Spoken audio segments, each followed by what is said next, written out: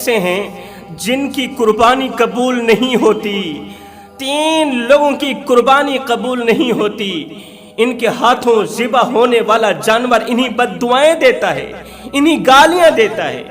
1 اونٹ نہیں 100 اونٹ قربان کر دیں، 1 بکرا نہیں بکروں کے ریوڑ قربان کر دیں، 1 دمبا نہیں ہزاروں دمبے قربان کر دیں، پھر بھی ان کی قربانی قبولیت کے دروازے تک پہنچنا تو رہی دور کی بات، ان کے سر سے 1 بالشت بھی اوپر نہیں جاتی، 1 بالشت بھی اوپر نہیں جاتی، تب تک جب تک یہ لوگ پکی توبہ نہیں کر لیتے، پختہ توبہ نہیں کر لیتے۔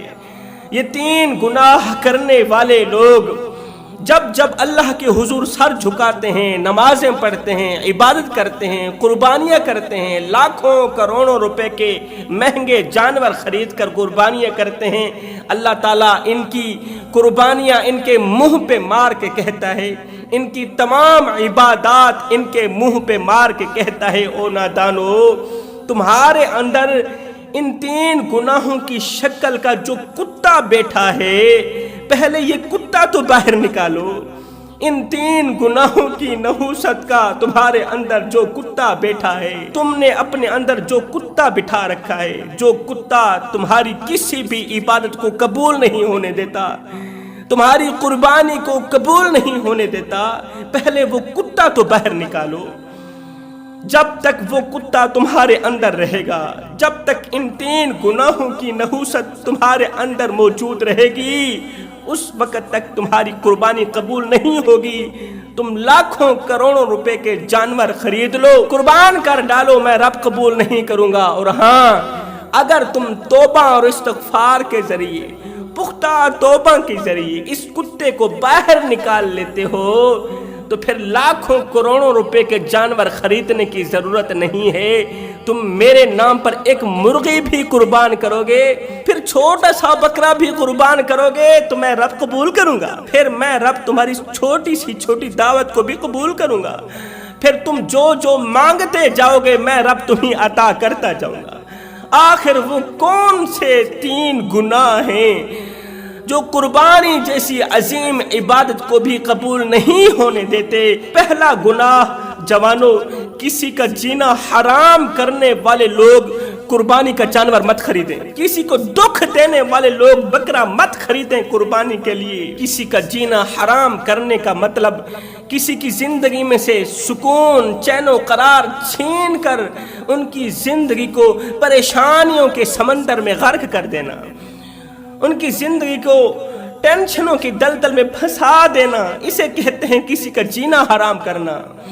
آپ خوب منافقت کریں، منہ پر مکر جائیں، اونچی اونچی آواز میں جھوٹ بولیں، باتوں باتوں پر جھوٹ بولیں، کسی کی عزت کی چادر گندگی کے ڈھیر پر پھینک دیں، اپنے عیبوں پر پردے ڈال کر دوسروں کے عیب بیان کر کے انہیں معاشرے میں ذلیل و رسوا کر دیں، انہیں معاشرے میں بے عزت کر دیں۔ مگر زندگی میں اگر فرصت ملے تو آسمان کی طرف سر اٹھا کر دونوں آنکھوں سے دیکھنا، غور کرنا، وہ جو اوپر بیٹھا ہے نا، وہ بہت بڑی طاقت والا ہے، وہ بہت طاقتور ہے۔ وہ جو اوپر بیٹھا ہے نا، جس کی چھت کے نیچے تم سانسیں لیتے ہو، جس کے رزق سے تم اور تمہارے بچے پلتے ہیں، وہ بہت بڑا ہے، وہ بہت طاقتور ہے، اس کی باریک نظر ہے، وہ جب بھی دیکھتا ہے باریک نظر سے دیکھتا ہے۔ وہ آسمان پر بیٹھ کر، عرش پر بیٹھ کر تمہارا ظاہر بھی دیکھ رہا ہے، تمہارا باطن بھی دیکھ رہا ہے، تمہارا اندر بھی دیکھ رہا ہے، تمہارا باہر بھی دیکھ رہا ہے، تم اندر جو کچھ کر رہے ہو وہ بھی دیکھ رہا ہے، اور باہر جو کچھ کر رہے ہو وہ بھی دیکھ رہا ہے۔ یہ جو تمہارے اندر گندگی کا ڈھیر لگا ہوا ہے نا، وہ بھی دیکھ رہا ہے۔ یہ سب کچھ دیکھنے والا رب کہہ رہا ہے، او میرے بندو، کسی کو اتنا ستاؤ جتنی جہنم کی آگ برداشت کر سکو، کسی کو اتنا ذلیل کرو جتنی ذلالت اور رسوائی خود برداشت کر سکو، اس لیے کہ میرا جو ترازو ہے نا، وہ انصاف کے سوا کچھ نہیں تولتا۔ بغداد کا بازار لگا ہوا تھا، بغداد کے بازار میں ایک حلوائی تھا جس نے صبح سویرے دکان کھولی۔ صبح سویر کا وقت تھا، ہلکی ہلکی بوندا باندی ہو رہی تھی، تو ادھر سے ایک فقیر آ نکلا۔ فقیر اور بھکاری میں بھی بہت بڑا فرق ہوتا ہے. ہمارے دروازے پر یہ جو صبح سویرے بھیک مانگنے آتا ہے نا، ہم اسے فقیر بولتے ہیں. دراصل یہ فقیر نہیں ہے. فقیر کسے کہتے ہیں، بھکاری کسے کہتے ہیں؟ جسے دنیا ٹھکرا دے اسے بھکاری کہتے ہیں. جسے دنیا ٹھکرا دے اسے بھکاری کہتے ہیں، اور جو دنیا کو ٹھکرا دے اسے فقیر کہتے ہیں. اس فقیر نے دنیا کو ٹھکرایا ہوا تھا، پھٹے پرانے کپڑے پہنے ہوئے تھے، اور اس نے اپنے ہاتھ سے لکڑی کا جوتا بنایا ہوا تھا، بنا کر لکڑی کا جوتا پہنا ہوا تھا. ادھر سے فقیر کا گزر ہوا. حلوائی نے جیسے ہی فقیر کو دیکھا تو فقیر کو اپنی طرف بلایا. بلاتے ہوئے کہا، فقیر میاں آ، سردی کا موسم ہے، تجھے گرم گرم دودھ پلاؤں، دودھ کا پیالہ دوں. فقیر نے کہا، بدلے میں کیا لوگے؟ میرے پاس پیسے تو نہیں ہیں. تو اس حلوائی نے کہا، بدلے میں دعا دے دینا. فقیر آیا، حلوائی کی دکان پر بیٹھا تو حلوائی نے بسم اللہ پڑھتے ہوئے گرم گرم دودھ کا پیالہ دیا. فقیر اللہ والے نے دودھ کا پیالہ پیا، اللہ تعالیٰ کا شکر کیا، اور ساتھ ہی حلوائی کا بھی شکریہ ادا کیا. حلوائی کو ڈھیروں دعائیں دیتا ہوا فقیر آگے کو چل پڑا. ہلکی ہلکی بوندا باندی ہو رہی تھی، ہلکی ہلکی بارش برس رہی تھی، اور سردی کا موسم تھا. فقیر کا ایک بازار سے گزر ہوا تو ایک عاشق اور اس کی محبوبہ، عاشق اور معشوق بازار کے اندر کھڑے محبت بھری باتیں کر رہے تھے، پیار بھری باتیں کر رہے تھے. محبوب اور اس کی محبوبہ، عاشق اور معشوق، دونوں دوست، لڑکی اور لڑکا بازار میں کھڑے محبت بھری باتیں کر رہے تھے. تو ہلکی ہلکی بارش برس رہی تھی. تو بابا جی نے لکڑی کا جوتا پہنا ہوا تھا. بابا جی کا ان دونوں کے قریب سے گزر ہوا. فقیر اللہ والا جیسے ہی کیچڑ کے اوپر قدم رکھتا تو وہاں سے کیچڑ کے چھینٹے اڑتے. بابا جی جیسے ہی ان دونوں عاشق اور معشوق کے ساتھ گزرے، بابا جی نے، فقیر نے جیسے ہی اپنا پیر کیچڑ پر رکھا، کیونکہ بابا جی نے لکڑی کا جوتا پہنا ہوا تھا، تو لکڑی کا جوتا رکھتے ہی ایک دم کیچڑ کے چھینٹے اڑے. وہ چھینٹے عاشق کی معشوق کے کپڑوں پر جا گرے، محبوب لڑکے کی محبوبہ کے کپڑوں پر جا گرے. اس کے کپڑے گندے ہو گئے. جیسے ہی عاشق نے معشوق کے کپڑے دیکھے کہ اسی بابا جی کی وجہ سے میری معشوق کے خوبصورت کپڑے گندے ہو گئے، تو عاشق نے کیا کیا، غصے میں آگ بگولا ہو کر بابا جی کے قریب آیا. آتے ہی بابا جی کو تھپڑ رسید کر دیا، 2-4 تھپڑ مار دیے. اب جیسے ہی بابا جی کو تھپڑ لگے تو بابا جی نے آسمان کی طرف دیکھا. آسمان کی طرف دیکھ کے کہنے لگا، واہ میرے مالک، کہیں تو دودھ پلواتا ہے، کہیں تو تھپڑ مرواتا ہے، کہیں تو دودھ پلاتا ہے، کسی جگہ تو تھپڑ مرواتا ہے. میرے مالک، میں تیری رضا پر راضی ہوں. تو دودھ پلا، تو تھپڑ مروا، تو عزت دے، تو ذلت دے، میں تیری رضا پر راضی ہوں. بس اللہ سے یہ شکوہ کرتا ہوا فقیر آگے چلا گیا. اب فقیر تھوڑا آگے گیا ہی تھا، پیچھے عاشق کی معشوقہ، محبوب کی محبوبہ، نوجوان کی معشوق سیڑھی کے اوپر چڑھ رہی تھی. اوپر چڑھتے ہی بارش کی وجہ سے، پانی کی وجہ سے اس لڑکی کا پیر پھسلا. پیر کے پھسلتے ہی سیڑھی سے نیچے آتے ہی وہ دم توڑ گئی، مٹی کا ڈھیر بن گئی، زمین پر گرتے ہی مر گئی. اچانک اس کا پیر پھسلا تھا نا، تو سیڑھیوں سے نیچے آتے ہی مر گئی، اس کی روح نکل گئی. نوجوان کو جیسے ہی یقین ہوا کہ میری معشوقہ مر گئی ہے، تو نوجوان کو اس بات کا بھی یقین ہو گیا کہ اس بابے نے جو آسمان کی طرف سر اٹھایا تھا، مجھے لگتا ہے اس نے بد دعا دی ہے اور یہ قیمتی جان چلی گئی ہے. اب اس نوجوان نے کیا کیا، فقیر اللہ والے کے پیچھے دوڑ لگا دی. فقیر اللہ والے کے پیچھے دوڑ لگا دی، اس کے قریب گیا، بابے کے قریب جا کر اس کے کندھے پہ ہاتھ رکھ کے اسے روکا. کہا، تجھے شرم نہیں آتی؟ فقیر بنا پھرتا ہے، بابا بنا پھرتا ہے. صبر تو تیرے اندر ہے نہیں، برداشت تو تیرے اندر ہے نہیں. میں نے تجھے ایک تھپڑ مارا اور تو نے بدلے میں بد دعا دی، قیمتی جان چلی گئی. فقیر میاں، تیری بد دعا کا دیا جلا ہے اور قیمتی جان چلی گئی ہے، تجھے شرم نہیں آتی؟ ادھر سے خود کو بابا کہتا ہے، خود کو فقیر کہتا ہے، صبر تو تیرے اندر ہے نہیں. اللہ والے نے کہا، بیٹے، میں نے کوئی بد دعا نہیں دی، میں نے کوئی بد دعا نہیں دی کہ میری بد دعا کا دیا جلا ہے اور تیری معشوق چلی گئی، تیری معشوق مر گئی. میں نے کوئی بد دعا نہیں دی. نوجوان کہتا ہے، تو نے بد دعا دی. بابا کہتا ہے، میں نے بد دعا نہیں دی. 2-4 بندے اور بھی اکٹھے ہو گئے. جب بندوں نے زیادہ تنگ کیا نا، زیادہ ذلیل کرنے پر آ گئے، تو بابا جی کو بولنا پڑ ہی گیا. بابا جی نے کہا بھئی حقیقت تو یہ ہے، اگر اصل بات پوچھتے ہو تو یہ ہے کہ میرے پیروں سے کیچڑ کا ایک چھینٹا اڑا، میرے پیروں سے کیچڑ کا ایک چھینٹا اڑا، تیری محبوبہ کے کپڑوں پر پڑا، تجھے غصہ آیا، تو نے مجھے تھپڑ مارا۔ جب تو نے مجھے تھپڑ مارا تو پھر میرے محبوب کو بھی تو غصہ آنا تھا نا۔ میرا محبوب سویا ہوا تو نہیں تھا، کیا میرا محبوب نہیں دیکھ رہا تھا کہ میرے محب کے منہ پر تھپڑ لگ رہا ہے؟ تیری محبوبہ کے کپڑے گندے ہوئے، تجھے غصہ آیا، تو نے میرے منہ پر تھپڑ مارا، تجھے غصہ آیا، تو نے میرے اللہ کے محبوب کو مارا، اور جب تو نے اللہ کے محبوب کو مارا تو پھر میرے اللہ کو غصہ آیا، اس نے تیرے محبوب کو مار دیا۔ تو نے اللہ کے محبوب کو مارا، اللہ نے تیرے محبوب کو مار دیا۔ اگر تو اللہ کے محبوب کو نہ مارتا، میرا اللہ تیرے محبوب کو بھی نہ مارتا۔ جیسا کرو گے ویسا بھرو گے، اس لیے کہ اللہ کا ترازو صرف انصاف ہی تولتا ہے۔ کسی کو دکھ دینے والے لوگ قربانی کے لیے بکرا مت خریدیں، کسی کا جینا حرام کرنے والے لوگ قربانی کے لیے بکرا مت خریدیں۔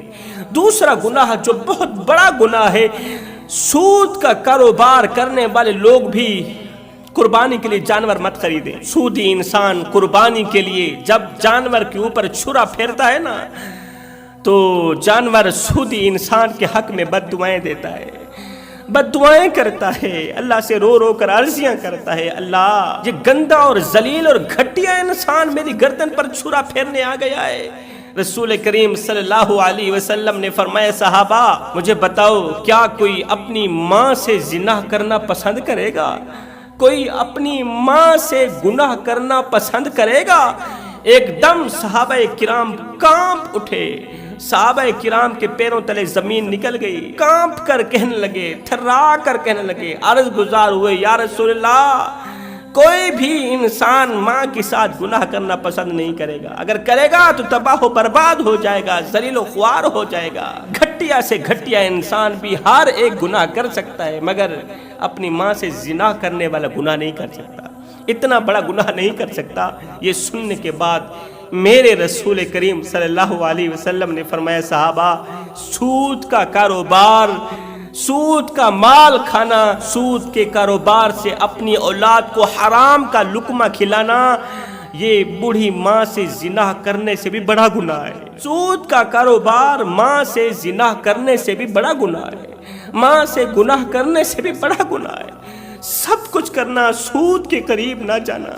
جو انسان سود کا کاروبار کرتا ہے نا، سود کے کاروبار سے اپنا پیٹ بھی پالتا ہے، اپنی اولاد کا پیٹ بھی پالتا ہے۔ یہی وہ پیٹ ہے قبر کے اندر جس پیٹ کو کیڑے کھائیں گے، جس پیٹ کو مکوڑے کھائیں گے، سانپ کھائیں گے، بچھو کھائیں گے۔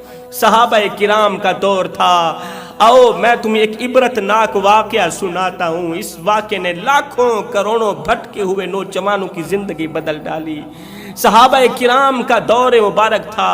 صحابہ کے دور میں ایک شخص کا انتقال ہو گیا۔ جب اس کا انتقال ہوا تو اس کا جنازہ پڑھنے کے لیے صفیں درست کی گئیں، میت کو سامنے رکھا گیا۔ صحابہ کرام نے اپنی آنکھوں سے دیکھا کہ اس کے گلے میں کوئی ایسی چیز ہے جو میت کا کفن ہلا رہی ہے، میت کے گلے میں کوئی ایسی چیز موجود ہے جس چیز کی وجہ سے میت کا کفن ہل رہا ہے۔ جب میت کے عزیز و اقارب نے میت کا کفن ہلتے دیکھا تو دوڑ کر آگے بڑھے، کہنے لگے کہ ہمارا آدمی پھر سے زندہ ہو گیا، ہمارا آدمی زندہ ہو گیا، ابھی رکیے، جنازہ مت پڑھائیے۔ ہائے، جب عزیز و اقارب نے میت سے کفن ہٹایا کہ دیکھیں تو صحیح آخر کون سی چیز کفن کو ہلا رہی ہے، کون سی چیز کفن کو حرکت دے رہی ہے۔ جب عزیز و اقارب نے میت کے چہرے سے کپڑا ہٹایا تو دیکھ کر صحابہ کرام کے پیروں تلے زمین نکل گئی۔ سب لوگ استغفار استغفار پڑھنے لگے کہ اس شخص کی گردن پر ایک بہت بڑا زہریلا سانپ لپٹا ہوا ہے، سانپ نے گردن کو لپیٹ رکھا ہے، اپنی لپیٹ میں لے رکھا ہے۔ یہ دیکھتے ہی دیکھتے صحابہ کرام نے کہا، جاؤ اپنے اپنے گھروں سے ڈنڈے لے کر آؤ، سانپ کو بگاؤ۔ میت کے عزیز و اقارب گھروں کی طرف بھاگ پڑے، ڈنڈے لے کر آئے، سانپ کو جب مارنے لگے تو سانپ کو میرے اللہ نے بولنے کی طاقت عطا فرمائی۔ آپ حیران ہو رہے ہوں گے کہ کبھی سانپ بھی بولا، انسانی آواز میں کبھی سانپ بھی بولا۔ میں کہتا ہوں یہی تو قدرت کا کرشمہ ہے، یہی تو معجزات ہیں نا قدرت کے۔ اللہ تعالیٰ جب چاہے ناممکن کو ممکن بنا سکتا ہے، جب چاہے بے زبانوں کو زبان عطا کر سکتا ہے۔ اللہ اکبر۔ جب ڈنڈے مارنے لگے تو سانپ بول پڑا، مجھے مت بھگاؤ، تمہارے بھگانے سے میں یہاں سے نہیں جانے والا، میں اپنی مرضی سے نہیں آیا، میں تو اپنے رب کی مرضی سے آیا ہوں، میں اسے ڈستا رہوں گا اور قیامت تک ڈستا رہوں گا، مجھے بھگانے کی کوشش مت کرنا۔ اللہ اکبر۔ صحابہ کرام کے ہاتھوں سے ڈنڈے گر گئے، صحابہ کرام حیرت میں پڑ گئے کہ آخر اس نے کون سے ایسے گناہ کیے تھے جن گناہوں نے قبر کو بھی جہنم کے گڑھوں میں سے گڑھا بنا دیا اور دنیا بھی عبرت کا نشانہ بنا دیا، دنیا میں بھی ذلیل و خوار کر دیا اور قبر کے اندر بھی ذلیل و خوار کر دیا۔ صحابہ کرام نے کہا، اے سانپ، اگر تو بول ہی پڑا ہے، اگر اللہ تعالیٰ نے تجھے بولنے کی طاقت دے ہی دی ہے تو پھر ہمیں اتنا تو بتا دے کہ آخر یہ شخص دنیا میں کون سے ایسے گناہ کرتا تھا جن گناہوں کی وجہ سے انہیں عبرت کا نشانہ بنایا گیا۔ تو اس سانپ نے کہا، یہ دنیا میں 3 گناہ بڑے شوق سے کرتا تھا، ان تینوں گناہوں میں سے پہلا گناہ یہ سود کا کاروبار کرتا تھا۔ اللہ میری توبہ میرے مالک، سود کا کاروبار کرتا تھا۔ جس گلے سے سود کا لقمہ اندر جاتا تھا نا، جس گلے سے حرام کا لقمہ اندر جاتا تھا نا، آج دنیا والوں کے سامنے اللہ تعالیٰ نے ایک سانپ کی ڈپٹی لگا دی ہے، ایک سانپ کی ڈپٹی لگا دی ہے۔ وہ سانپ اس گلے کو کاٹ رہا ہے، زہریلا سانپ اس گلے کو کاٹ کر میت کو اذیتیں دے رہا ہے، تکلیفیں دے رہا ہے۔ جس گلے سے سود کے کاروبار سے لیا گیا روٹی کا ٹکڑا اندر جاتا تھا، سب کچھ کرنا، سود کا کاروبار کبھی نہ کرنا۔ سود کے کاروبار سے لیے گئے بکرے کی قربانی قبول نہیں ہوگی، حرام کے مال سے لیے گئے جانور کی قربانی قبول نہیں ہوگی، نہیں ہوگی میرے بھائیوں، تب تک جب تک سود کا کاروبار چلانے والا انسان توبہ نہیں کر لیتا، پختہ توبہ نہیں کر لیتا۔ تیسرا گناہ، شرک کرنے والے لوگ بھی قربانی کے لیے جانور مت خریدیں، اللہ تعالیٰ ان کی قربانی بھی قبول نہیں کرے گا۔ جو لوگ شرک کرتے ہیں، اللہ کی چوکھٹ چھوڑ کر غیر کی چوکھٹ پر جا کر بھیک مانگتے ہیں، خیرات مانگتے ہیں، میرے نبی نے فرمایا، صحابہ مر جانا مٹ جانا، کبھی بھی شرک نہ کرنا، شرک کے قریب نہ جانا۔ اگر شرک کرو گے، اللہ کی چوکھٹ چھوڑ کر غیر کی چوکھٹ پر جا کر بھیک مانگو گے، خیرات مانگو گے، اللہ تعالیٰ تمہیں معاف نہیں کرے گا، تم ذلیل و خوار ہو جاؤ گے، تم تباہ و برباد ہو جاؤ گے۔ صحابہ کرام کے دور میں کتنی غربت تھی، 3 دن صحابہ کرام کو کھانا نصیب نہیں ہوتا تھا، 3 دن ان کا پیٹ بھوکا رہتا تھا، 3 دن کی بھوک برداشت کرتے تھے، لیکن اللہ کی چوکھٹ چھوڑ کر غیر کے دروازے پر جا کر مانگنا گوارا نہیں کرتے تھے۔ وہ 3 دن کی بھوک تو برداشت کرتے تھے، 3 دن کی بھوک کاٹتے تھے، مگر کسی چودھری کی چوکھٹ پر جا کر اتنا نہیں کہتے تھے کہ میرا پیٹ روٹی مانگ رہا ہے، 1 وقت کی روٹی دے دو۔ وہ جب بھی مانگتے میرے اللہ سے مانگتے تھے، اور جب بھی مانگتے رسول کریم صلی اللہ علیہ وسلم کا صدقہ مانگتے تھے، جب بھی مانگتے اللہ سے مانگتے اور مدینے والے کا صدقہ مانگتے۔ تم بھی ایسا کیا کرو، اللہ سے مانگا کرو، مانگا اللہ سے کرو اور مدینے والے کا صدقہ مانگ کرو۔ جب تم مدینے والے کا وسیلہ پیش کرو گے، جب تم مدینے والے کا صدقہ مانگو گے تو پھر فائدہ یہ ہوگا کہ اللہ تعالیٰ تمہارے مانگنے سے پہلے تمہیں عطا کر دے گا۔ آج میری قوم کے نوجوان کو تھوڑی سی پریشانی آتی ہے، تھوڑی سی ٹینشن آتی ہے، تھوڑی سی مصیبت آتی ہے میری قوم کے نوجوان پر، تو چودھری کی چوکھٹ پر بھاگتا ہوا نظر آتا ہے۔ ارے یہی تمہارے مسئلے حل کریں گے جو خود مسئلوں میں الجھے ہوئے ہیں، یہی تمہاری پریشانیاں دور کریں گے جو بیچارے خود پریشانیوں کی دلدل میں پھنسے ہوئے ہیں۔ پریشانیوں کی دلدل میں پھنسنے والے انسان نے بھی کبھی کسی کی پریشانی کا حل کیا، کسی کی پریشانی دور کی؟ نہیں۔ اے بندے، زندگی میں جب برا وقت آئے، زندگی میں جب مصیبتیں آئیں، پریشانیاں آئیں، تو تکیے پر رونے سے کہیں زیادہ بہتر ہے سجدوں پر رو لیا کریں۔ اس سے اللہ بھی راضی ہو جائے گا، تمہاری پریشانی بھی دور ہو جائے گی۔ آج میری قوم کے کچھ لوگ ہیں، نادان لوگ ہیں، کم علمی کی وجہ سے، کم عقلی کی وجہ سے اللہ کے نیک لوگوں کے مزارات پر جاتے ہیں، بجائے دعا مانگنے کے، بجائے فاتحہ پڑھنے کی، ان کی مغفرت کی دعائیں مانگنے کی، ان کے درجات کی بلندی کی دعائیں مانگنے کے، الٹا بزرگوں کے مزارات پر جا کر سر جھکاتے ہیں، بزرگوں کے مزارات پر جا کر سجدے کرتے ہیں۔ یہ تو اس سوچ کی بنیاد پر سجدے کرتے ہیں کہ بابا جی ہمیں دیکھ رہے ہیں اور بڑے خوش ہیں کہ ہم بابا جی کو سجدے کر رہے ہیں۔ حقیقت میں اندر میں سویا ہوا جو بابا ہے، اندر میں سویا ہوا اللہ کا نیک بندہ تمہیں بد دعائیں دے رہا، کہتا ہے او تمہارا ستیہ ناز ہو، میں کہ فرعون تھوڑا ہوں کہ تم مجھے سجدے کر رہے ہو۔ اور نادانو، میں تو اللہ تعالیٰ کا عاجز بندہ تھا، اللہ سے مانگنے والا تھا، کیا یہ مجھے سیدھا راستہ دکھانے کی جزا مل رہی؟ جو میں نے تمہیں سیدھا راستہ دکھایا انہی کاموں کی جزا دے رہے ہو کہ میرے آگے سجدے کر رہے ہو، اللہ کی پاک بارگاہ کے سامنے مجھے شرمندہ کر رہے ہو۔ پھر کچھ نادان لوگ اس طرح کے بھی ہوتے ہیں کہ اولیاء کرام کے مزارات پر جا کر کہتے ہیں بابا جی ہمیں یہ بھی دے دو، بابا جی ہماری پریشانیاں دور کر دو، بابا جی ہمیں مال دو، بابا جی ہم بے اولاد ہیں، ہمیں نیک رینا اولاد عطا کرو، بابا جی ہم غریب ہیں، ہمیں روٹی عطا کرو، ہمیں پیسہ عطا کرو۔ اور نادانو، وہ تو خود اللہ سے مانگنے والے تھے، وہ تو خود عاجز تھے، انہوں نے تمہیں بھی یہی سکھایا تھا کہ جب بھی مانگنا اللہ سے مانگنا، اور تم نادانوں نے کیا کیا؟ انہیں اپنا خدا بنا کر انہیں سے مانگنے لگ گئے۔ نادانو، اسی کو تو شرک کہتے ہیں، جس شرک کے بارے میں رسول کریم نے فرمایا تھا صحابہ، میرے صحابہ مر جانا مٹ جانا، کبھی بھی شرک نہ کرنا، کبھی بھی اللہ کے ساتھ کسی کو شریک نہ ٹھہرانا۔ تو یہ تین لوگ ایسے ہیں جن کی قربانی قبول نہیں ہوتی۔